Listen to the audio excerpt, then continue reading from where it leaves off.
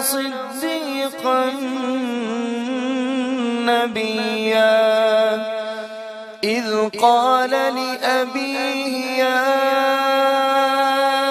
أبت لم تعبد ما لا يسمع ولا يبصر ولا يغني عنك شيئا يا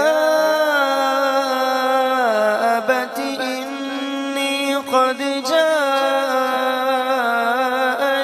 من العلم ما لم يأتك فاتبعني